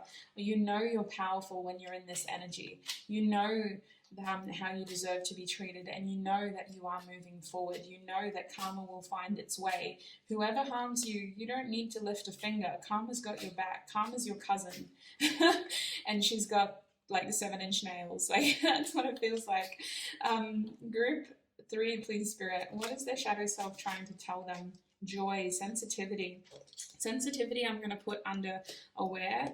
Joy is under opulence, because the finer things in life deserve to be experienced for you. And balance is going under karma, which is very fitting. I'm going to get one more card for progress, please, Spirit. What is group 3's shadow self trying to? Efficiency, and I want to take flexibility. We have serenity as well, which is your energy. Serenity, the serene surface, like a calm lake, not even a breath of wind. It's just glass. That is your shadow self's ability. We have honesty, yes, very cutthroat, Queen of Swords. You say it for what it is, and you say it for how it is. Did I say that with a weird accent? You say it for how you see it, and you what am I trying to say here? I'm butchering these words. Clearly not in this shadow energy personally, but your energy is very controlled. There's a strong sense of like serenity on the surface, but like below the surface, oh my gosh, the depths just are so dark and deep, and there's so much going on down there. A lot of like, yeah, plutonic energy in your reading. Now, key and honesty. Right now, your shadow self is trying to sort of bring something into your scope of awareness as we speak. This is the nature of your shadow self, but especially now, group 3, there is a feeling here of using yourself as the key to move forward. And they're actually telling you that honesty is your key. So you may be facing a challenge presently or in the very near present that requires you to simply be honest. And they're saying blatantly honest. So for some of you, it requires being a bit blunt. It requires you sort of saying it for how it is, or calling things out as you see it. And it feels like you've got to really use this shadow attribute, the way to just sort of step into that energy. It feels like Aries, Queen of Swords. This is the marriage that I'm feeling. A very strong energy, very well balanced. And it's not about cutting people down. It's not about sort of destroying other people. It's about sort of calling it for how you see it here. That's what it feels. Now, opulence and joy. Your shadow self is trying to tell you to embrace your success. Like there's an element here of like actually using what you've worked hard for in order to create more joy in your life. Yes, your shadow self is very controlled and very much, I want to say serious in a way, like very powerful, but that doesn't mean that you're not allowed to have fun. That doesn't mean that you're not allowed to experience the success or the opulence. It's a strong feeling here of gaining joy through material tastes and senses as well. So your shadow self seems to be very connected to creating experiences through your material world. And it's this feeling of like, maybe you try to live humbly, maybe you try to be somewhat of a minimalist or a bit frugal, and your shadow self is out here trying to live its best life, trying to remind you that like this is all just a simulation is what your shadow self is saying. Like when you die, you don't take anything with you but your memories, your experiences, the way things made you feel, and that's what you have to invest your money in. It's about quality here. It's not about we want that because it's cool and it's going to be impressive. It's like, well, no, but haven't you ever wondered what 1,000 thread count sheets feel like on your skin? Like, haven't you ever wanted to go to Greece? Like, you have the money to do this. Why not just go to that amusement park? Like there's that kind of feeling of just taking advantage of this life as you live it, so that you're not missing out on those experiences, which is really cool. Because I feel like this is a very mature way of getting joy. It's like me when I was, well, not really, but this is what I'm kind of feeling, and it might help put things into context as well. Like I had been saving money for so long, knowing that I was going to be moving home this year at some point, and I sort of set the date to be May. But finally having that opportunity to be able to buy like my own cushions and my own towels, it was just that energy of like, oh my gosh, I can't believe I'm that kind of person that gets excited over towels now. But that's what your your shadow self seems to do, is like it's finding joy in all of these things, finding joy in those quality moments. It's not about quantity. It's not about how many people are around you, or how many items of this do you have, or how many people are going to be there at your birthday? I just heard at your funeral. So on my days, your shadow self feels like Morticia Adams. I've got to be honest with you. That's what your shadow self feels like. But that's the feeling here. Quality over quantity. And I'm hearing, if they're not here, fuck them. So, oh my gosh, you have a very strong energy about you, you guys. Your words, not mine. Not that I don't swear. I love swearing, but YouTube doesn't. So, goodness. Group 3, we also have aware and sensitivity here. Now, this combination of cards is telling me that you are highly intuitive. There's this feeling of just being able to know these things. I want to say that your light self is highly empathetic and has a very strong feeling of compassion. You're very connected to those around you. Your shadow self is the opposite. Your shadow self is like, listen, you're too sensitive for this. Get out of there now. Like, if you stay here, you're going to be forced to listen to this person's sub story for the rest of the night, and you don't have the tears for that. You don't have the tear ducts for that, so let's leave. Like, that's what your shadow self kind of does. Puts you in this protective energy of reminding you how sensitive you are so that you don't overcommit yourself to being somebody else's therapist and counselor. Now, with karma and balance here, there's a strong feeling of knowing your personal limitations, of what you put out is what you get back, as well as what you receive is technically something that you may have called for energetically. Your shadow self reminds you of these qualities and encourages you to pull things back into balance. There's a strong feeling here of being passive when you're in your shadow self, of finding that power in being passive, waiting for things to sort of find you, waiting for things to come your way so that you're not over pushing yourself, you're not overextending yourself, and you're not overcommitting yourself, sort of being passive and finding your power in that state. Now, with progress, efficiency, and flexibility, your shadow self is telling you at this point in time that you are making strides, leaps and bounds is what I'm hearing, towards your goals. And I feel like your shadow self sort of tests these boundaries as well with flexibility.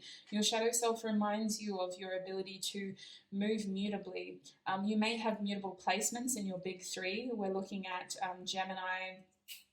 What else is mutable, Spirit? Gemini, Virgo, Pisces. Gemini, Virgo, Pisces. There's a fire one that I've missed. Gemini, Virgo, Pisces. What is the fire one that I'm missing, you guys? Oh my gosh, I can't think of it. What is the Sagittarius? How dare I?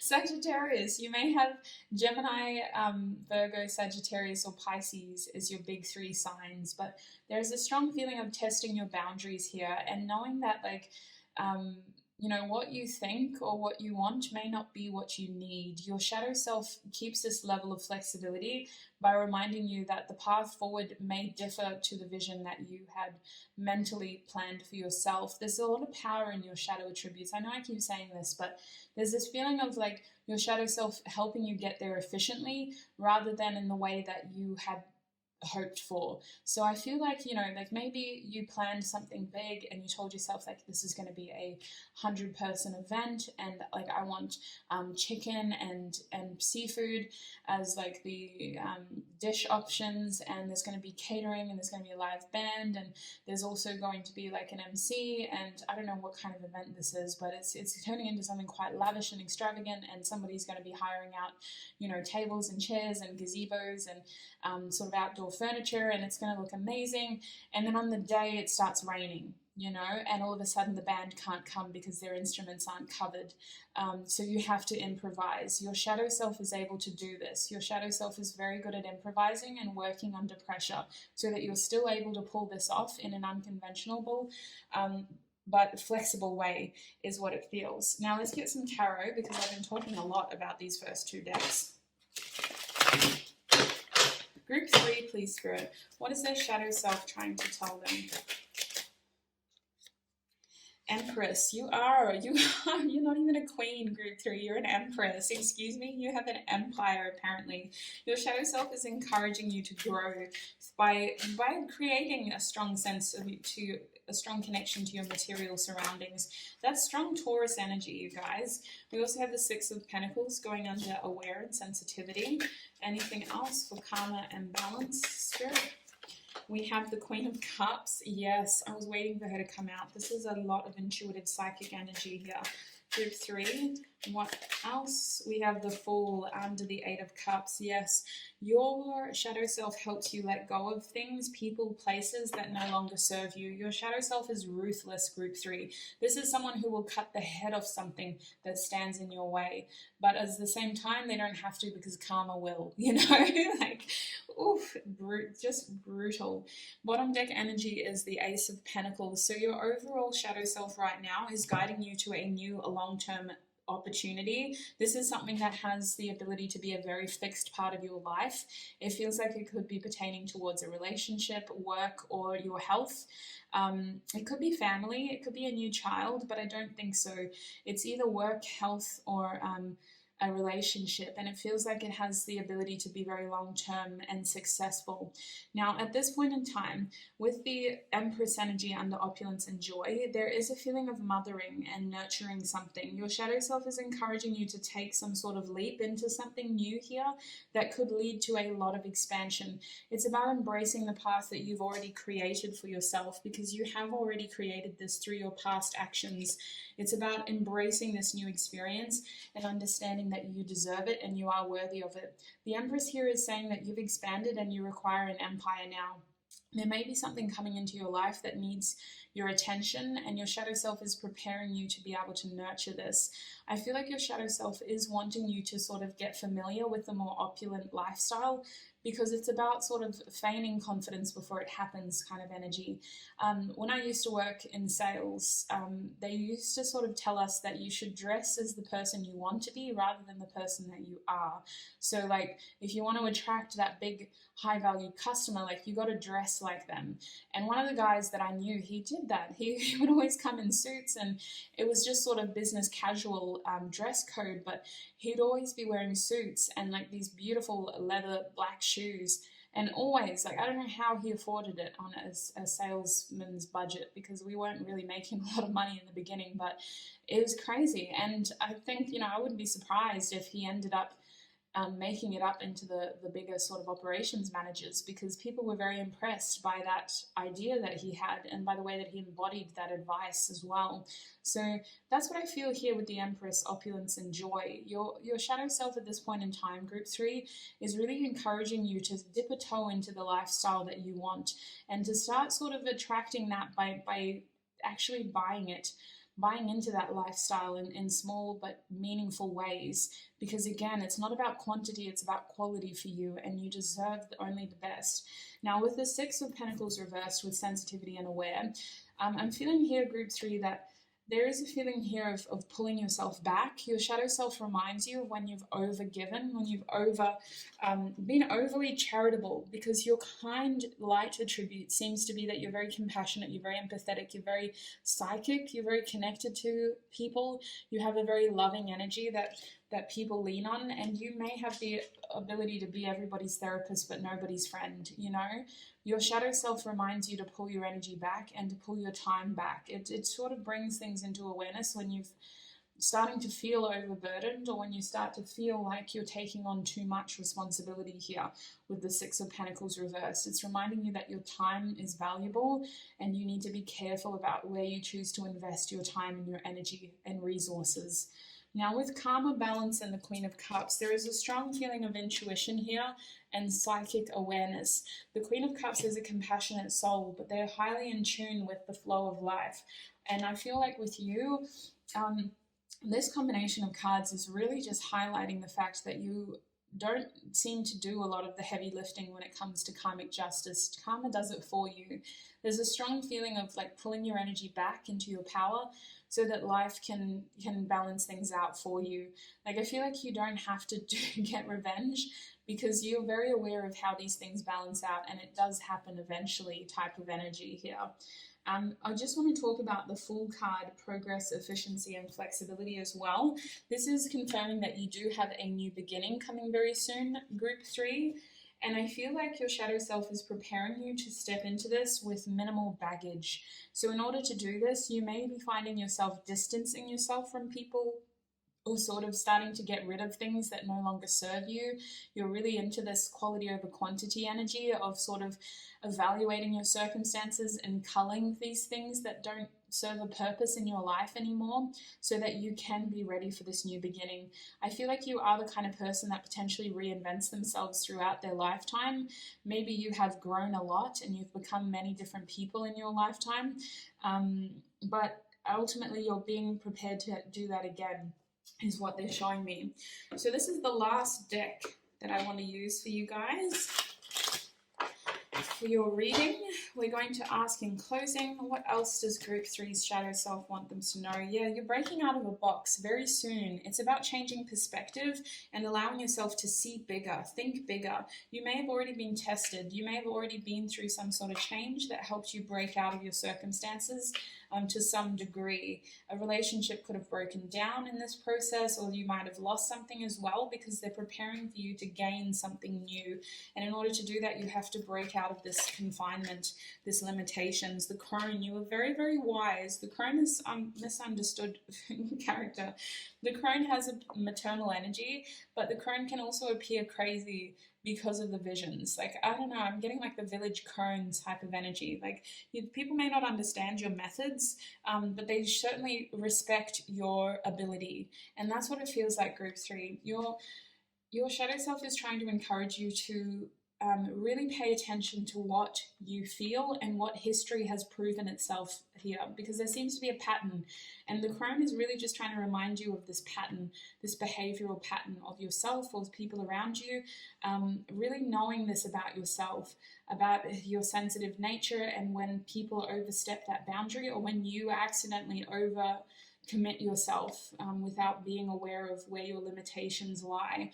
The crone is saying that it's about going backwards in order to go forwards, in terms of looking back and reflecting on patterns or identifying patterns in order to see how to move forward and work efficiently, because they do want you to move forward into something very soon. I feel like this crone is giving you the ability to look into your past to get answers on how to better your skills, because they don't want you to overcommit yourself here. They want you to be very careful about where you invest your time and your resources. They're saying money for some of you.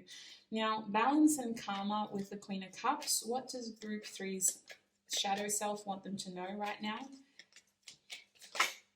Agape. There are many forms of unconditional love, but none of them have conditions.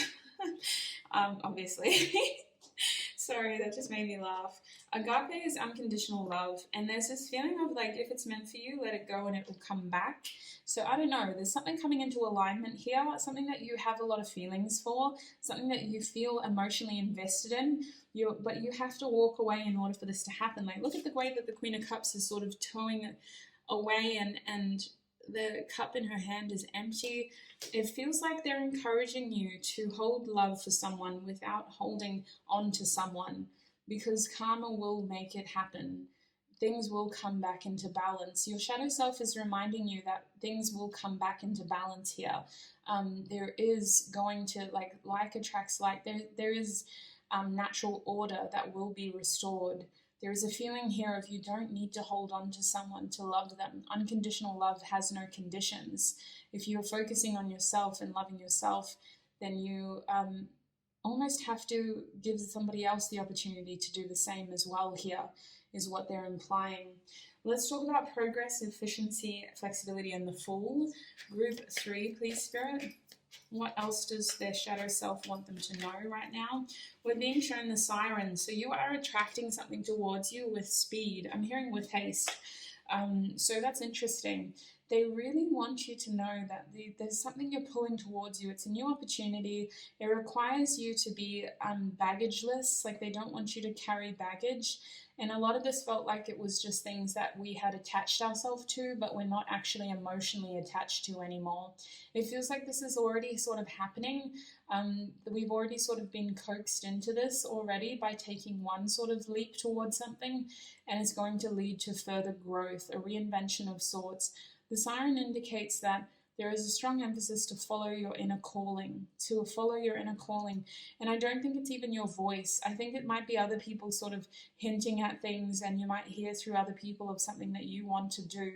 But there is a feeling here of follow your calling. They're also showing the mother here. So your higher self is asking you to protect something that you've recently created. The mother keeps coming up, and I was picking up on like a new child potentially, or just the opportunity to nurture something as a mother. But they are asking you to protect this, whatever it is. It's about taking it slow and letting it grow. The natural order is what your shadow self is highlighting mostly, group 3, reminding yourself of the natural order. Like, you don't have to intervene here. Nature will run its course. Whether this is about attracting someone into your life, or an opportunity into your life, or waiting for something to grow into your life, nature will run its course is what they're saying. There's power in being passive. Your bottom deck energy is the threshold reverse. They're trying to say that the best thing that you ever did for yourself was telling yourself that the limit does not exist. You are someone who isn't supposed to be bound by thresholds. These are safety nets that you don't need. You are protected, and you know these things. It's about knowing when to take that leaps into the unknown, so that you, knowing that you will be supported, so that you can continue growing as well. So group 3, that's what I have for you. That's what your shadow self is currently trying to tell you. I think out of all the 3 groups, you guys were the most on theme. The other 2 groups seem to take sort of divergent paths into their own little readings, but you guys definitely stayed on theme. So I hope this reading was helpful for you. I recommend that you only take what resonates. Don't force the rest to fit. If it doesn't resonate, don't let it take from you. Look after your beautiful self, and I shall see you in another video. Bye.